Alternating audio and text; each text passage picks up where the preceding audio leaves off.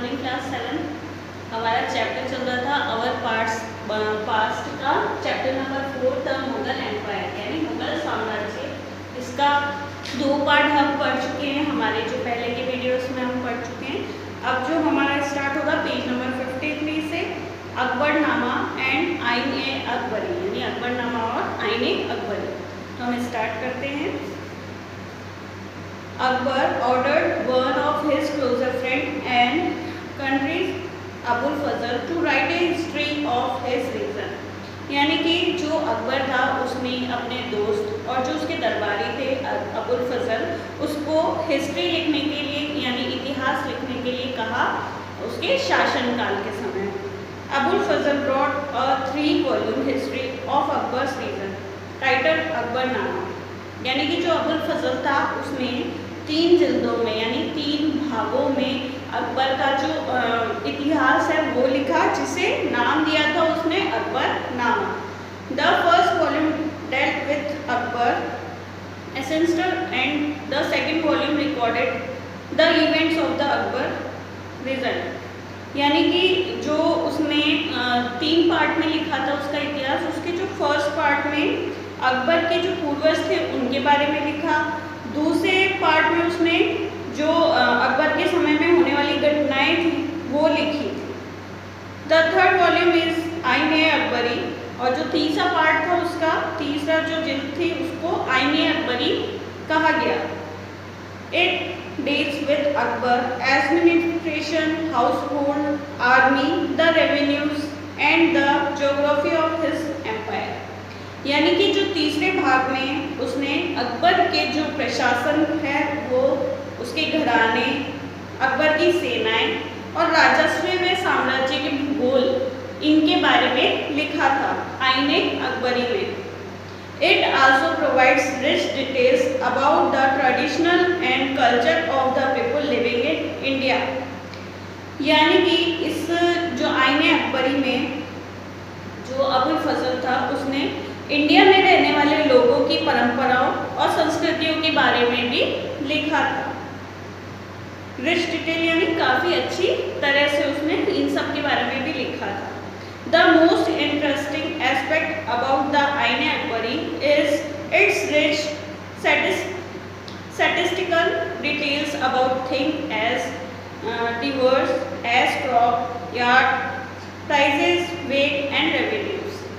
यानी कि इस जो आइन-ए-अकबरी की एक जो बहुत ही इंटरेस्टिंग चीज़ है वो ये है कि जो फसलों की पैदावार कीमतों और जो कीमतों और मजदूरी, राजस्व का सांख्यिकीय विवरण, अकबर की नीतियाँ और इसके बारे में इसने आइन-ए-अकबरी में ही लिखा था।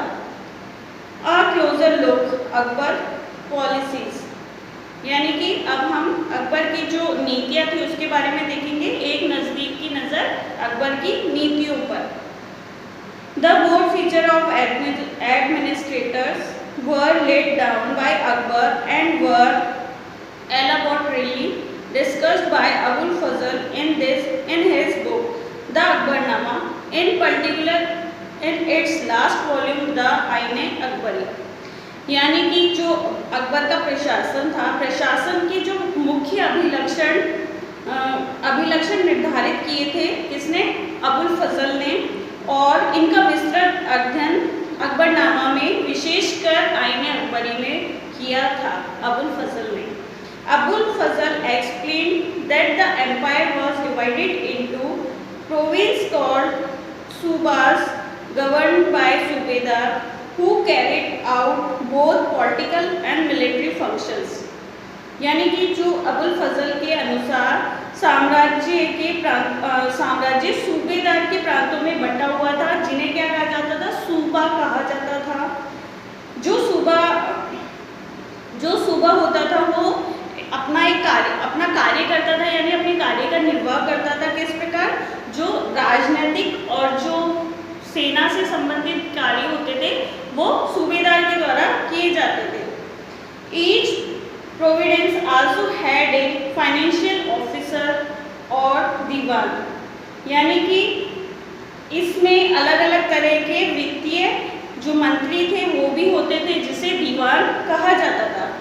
For the maintenance of peace and order in his province the subedar was supported by other officers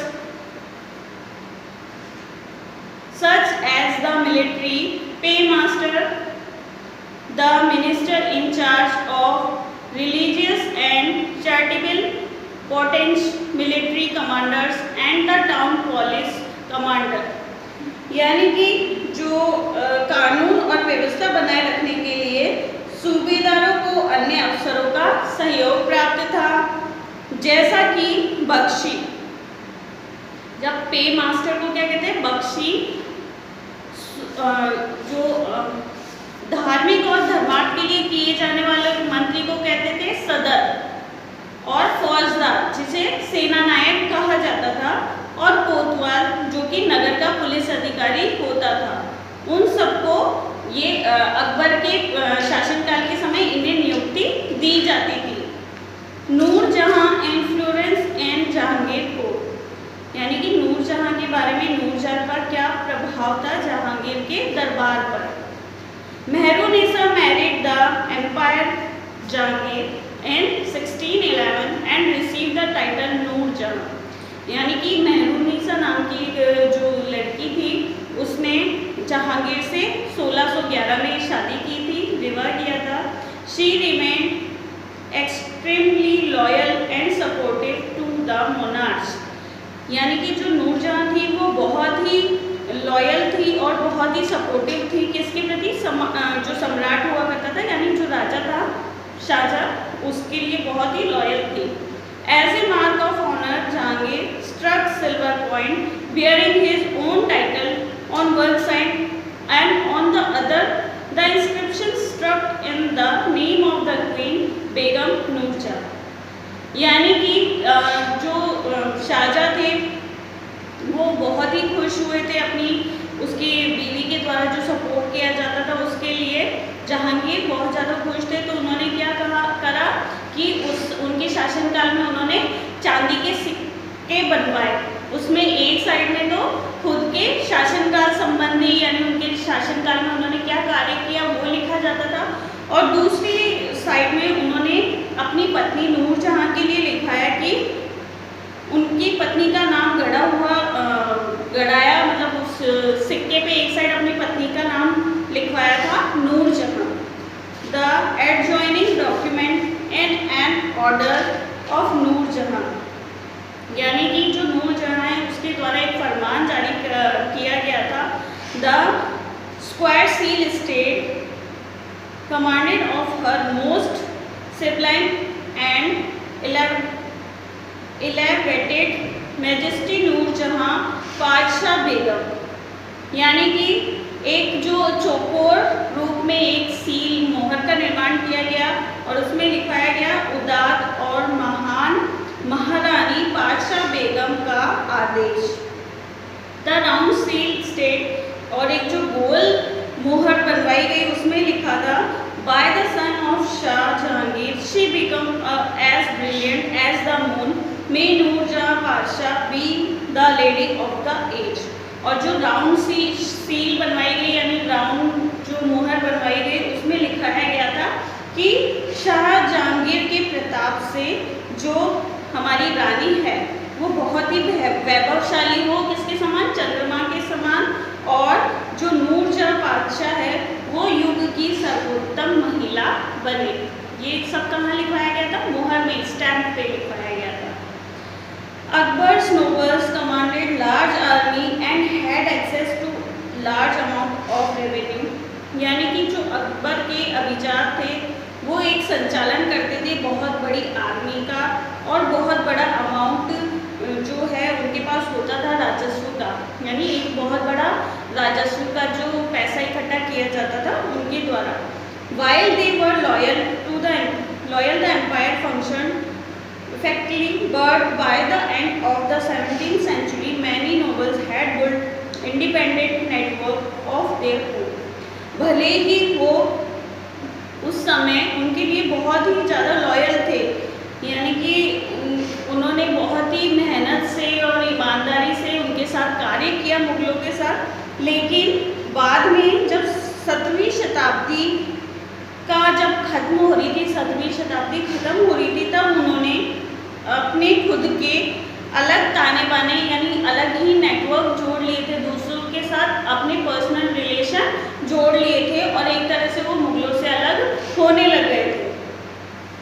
Their loyalty to the empire were weakened by their own self-interest, यानी कि उनकी जो ईमानदारी थी वो बिल्कुल खत्म होती जा रही थी, क्षीण होती जा रही थी, क्योंकि उनको निजी हित यानी उनको जो अपना सेल्फ मतलब खुद का जो हित दिख रहा था, खुद का लाभ दिख रहा था, इसलिए वो मुगलों को छोड़ते जा रहे थे और अपने लाभ के लिए अन्य लोगों से संबंध बना रहे थे। While Akbar was the Fatehpur Sikri during the 1570s, he started discussion on religion with the ulama. यानी कि 1570 में अकबर जब फतेहपुर सीकरी में था तो उसने उलेमा, ब्राह्मण, jurists, priests who were Roman Catholic and juristic, यानी कि जो जब अकबर फतेहपुर सीकरी में था 1570 में, तो उसने जो उलेमा, ब्राह्मण, जेसुइट पादरियों, जो रोमन कैथोलिक थे और जरदुश्त धर्म के अनुयायियों के साथ धर्म के मामले पर भी चर्चा करी। This discussion took place in the इबादत खाना। ये जो डिस्कशन हुआ, ये जो चर्चाएं हुई, ये सब कहाँ हुई थी? इबादत खाने में। He was interested in the religious and social custom of different people। जो अकबर थे उन्हें बहुत ही रुचि थी दूसरों के जो अन्य धर्म को मानने वाले लोग थे और अन्य रीति रिवाजों को मानने वाले लोग थे, उनके रीति रिवाजों में और उनके धर्मों में अकबर को इंटरेस्ट था। Akbar interaction with people of different faith made him realise that religious scholar who emphasise ritual and dogma were often bias, यानी कि जो अकबर की समझ बनी कि जो विद्वान धार्मिक रीति रिवाज और मताधिकों पर बल देते हैं वे अक्सर कट्टर होते हैं, यानी कि जो अपने धर्म के प्रति बहुत ही ज़्यादा सोचते हैं, मतलब अपना धर्म चेंज नहीं करते या उसको बहुत ज़्यादा फॉलो करते हैं, तो उन्हें कट्टर कहा जाता है। उनकी शिक्षाएं प्रजा के बीच विभाजन और असामंजस्य पैदा करती है। Their teaching created division and disharmony among his subject, यानी कि उनकी जो शिक्षाएं हैं वो लोगों के बीच में, लोगों के जो विषय हैं उनके बीच में असामंजस्य की स्थिति उत्पन्न करते हैं। These eventually led Akbar to the idea of सुलह कुल और यूनिवर्सल पीस, यानी कि ये अनुभव अकबर को सुलह कुल या सर्वत्र शांति के विचार की ओर ले गए। This idea of tolerance did not discriminate between people of different religious in his realm, यानी कि जो सहनशीलता की ये धारणा विभिन्न धर्मों के अनुयायियों में अंतर नहीं करती थी। Instead, it focused on a system of ethic, honesty, justice, peace that was universally applicable, यानी कि इसका जो केंद्र बिंदु था वो नीति शास्त्र की एक व्यवस्था जो सर्वत्र लागू की जा सकती थी और जिसमें केवल सच्चाई, न्याय और शांति पर बल था। अबुल फजल helped Akbar in framing a vision of governance around his idea of सुलह कुल, यानी कि जो अकबर की सुलह कुल की नीति पे जो विचार थे उसमें अबुल फजल ने भी उनकी सहायता करी ताकि वो शासन की दृष्टि से उसे देख सके। This principle of governance was followed by Jahangir and Shahjahan as well, जो अकबर के द्वारा ये सुलह कुल की जो नीति थी उसको बाद में जो जहांगीर और शाहजहां ने भी वैसा ही अपनाया। सुलह कुल Jahangir's Akbar sons described his father policy of Sulah Kul in Akbar का बेटा था जहांगीर, उसने अपने पिता के द्वारा चालू की गई जो पॉलिसी थी सुलेह कुल को उसे अपने शब्दों में बताया कि as in the wide expense of the divine compassion there is room for all classes and the followers of all creeds. So in his empire dominance which on all sides were limited only by the sea, there was room for the professor or opposite religions and for belief God and bad, good and bad, and the road of the intolerance was closed. Sunnis and Shiites meet in the mosque and Christians and Jews in one church to pray. He consistently followed the principle of universal peace. सुलह कुल, इसका अर्थ है कि ईश्वरीय जो अनुकंपा है, ईश्वरीय अनुकंपा के विस्तृत आंचल में सभी वर्गों और सभी धर्मों के अनुयायियों के लिए एक ही जगह है। इसलिए उसके विशाल साम्राज्य में, जिसकी चारों ओर की सीमाएं केवल समुद्र से ही निर्धारित होती थी, विरोधी धर्म के अनुयायियों और तरह तरह के अच्छे बुरे विचारों के लिए जगह थी, जहां असहिष्णुता का मार्ग बंद था। यह सुन्नी और शिया एक ही मस्जिद में इकट्ठे होते थे और ईसाई और यहूदी एक ही गिरजे में प्रार्थना करते थे। अपने सुसंगत तरीके से सार्वत्रिक शांति यानी सुलह कुल के सिद्धांत का पालन किया। The Mughal empire in the 17th century and after, 17वीं शताब्दी और उसके पश्चात मुगल साम्राज्य। The administrative and military effectively of the Mughal Empire led to great economy and commercial prosperity। यानी कि जो प्रशासन था, जो मुगल साम्राज्य का प्रशासन था और जो सेनाएं शक्ति थी, वो मुगल साम्राज्य की आर्थिक और वाणिज्यिक समृद्धि मानी जाती थी। International travels describe it as the fabled land of wealth. जो विदेशी यात्री थे वो इसे बहुत ही धनी संपदा, मतलब इसको बहुत ही धनवान क्षेत्र मानते थे मुगल साम्राज्य को। But these same visitor were also appalled at the state of poverty that exist side by side with the greatest opulence. यानी कि परंतु यही यात्री इसी प्रचुरता के साथ मिलने वाली दरिद्रता को देखकर विस्मित रह गए। द इनक्वालिटीज वर क्लियरिंग, यानी कि जो सामाजिक असमानताएं थी वो साफ दिख रही थी। Documents from the 20th year of Shahjahan's region inform us that the highest ranking mansabdar were only 445 and 445 in number out of the total of 8,000।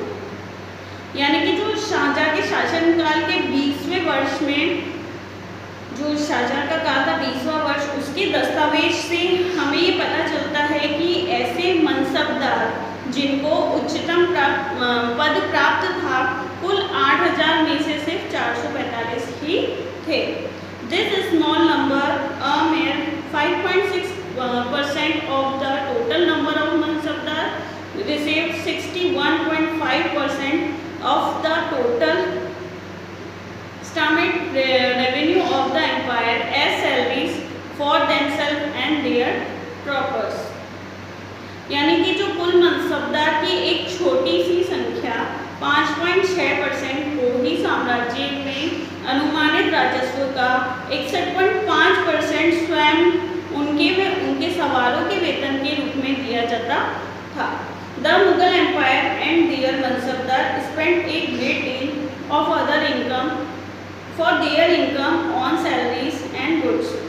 यानी कि जो मुगल साम्राज्य था और उनके जो मनसबदार थे वो अपनी आय का एक बड़ा हिस्सा, अपना जो एक आय का बड़ा भाग वेतन और वस्तुओं पर लगा देते थे। This expenditure benefited the artisans and priesthood who supplied them with goods and produce। यानी कि ये जो खर्च था उसका जो लाभ शिल्पकारों और किसानों को दिया जाता था, जो कि वस्तुओं और फसल पूर्ति करते थे। But the scale of revenue collection left very little for investment in the hands of the primary producer, the peasant and the artist. यानी कि जो फिर भी राजस्व का जो भाग इतना था कि प्राथमिक उत्पादों किसान और शिल्पकारों के पास के लिए बहुत कम धन बचता था। यानी कि उस बाद में कमाई ही इतनी कम होने लगी थी कि उनके पास पैसा बचता ही नहीं था जिसे वो किसानों और शिल्पकारों को दे सके। The poorest amongst them lived from hand to mouth, and they could hardly consider investing in additional resources, tools and supplies to increase its productivity. इनमें से जो बहुत गरीब थे वो मुश्किल से ही पेट भर पाते थे। वे उत्पादन शक्ति बढ़ाने के लिए अतिरिक्त संसाधनों में औजारों और अन्य वस्तुओं के निवेश करने की बात सोच भी नहीं सकते थे। The wealthier presently and artisanal growth of the merchants and bankers profited in the economic world. यानी कि ऐसी अर्थव्यवस्था में ज़्यादा धनी किसान, शिल्पकारों के समूह, व्यापारी और महाजन ज़्यादा लाभ उठाते थे। The enormous wealth and resources commanded by the Mughal elite made them an extremely powerful group of people in the late 17th century। यानी कि जो मुगलों के कुलीन वर्ग के हाथों में बहुत धन और संसाधन थे, जिनके कारण 17वीं शताब्दी के अंत वर्षों में वे अत्यधिक शक्तिशाली हो गए। As the authority of the Mughal Empire slowly declined, his servants emerged as powerful centers of power in the regions। यानी कि जैसे जैसे मुगल सम्राट की सत्ता पतन की ओर बढ़ती गई, वैसे वैसे विभिन्न क्षेत्रों में सम्राट की सत्ता का पतन हुआ और सम्राट के जो सेवक थे वो स्वयं ही सत्ता के शक्तिशाली केंद्र बन गए। They continued new dynasty and had commanded of provinces like Hyderabad and Awadh। इनमें से कुछ नए वंश स्थापित किए और हैदराबाद एवं अवध जैसे प्रांतों ने अपना नियंत्रण जमाया।